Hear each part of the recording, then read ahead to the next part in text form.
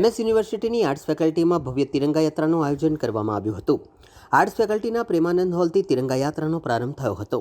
યાત્રામાં મોટી સંખ્યામાં વિદ્યાર્થીઓ, ફેકલ્ટીના ડીન અને અન્ય સભ્યો જોડાયા હતા। હાથમાં તિરંગો લઈને વિદ્યાર્થીઓએ દેશભક્તિની ભાવના વ્યક્ત કરી હતી। તિરંગા યાત્રા સયાજીગંજ વિસ્તારના વિવિધ માર્ગો પરથી પસાર થઈ હતી, જેના કારણે સમગ્ર વિસ્તારમાં દેશભક્તિમય માહોલ જોવા મળ્યો હતો। યાત્રા દરમિયાન વિદ્યાર્થીઓમાં ભારે ઉત્સાહ જોવા મળ્યો હતો। અંતે તિરંગા યાત્રા ફરી આર્ટ્સ ફેકલ્ટીના પ્રેમાનંદ હોલ ખાતે પહોંચી હતી, જ્યાં યાત્રાનું સમાપન કરવામાં આવ્યું હતું। આ તિરંગા યાત્રા દ્વારા વિદ્યાર્થીઓએ રાષ્ટ્રપ્રેમ, એકતા અને દેશભક્તિનો સંદેશ આપ્યો હતો।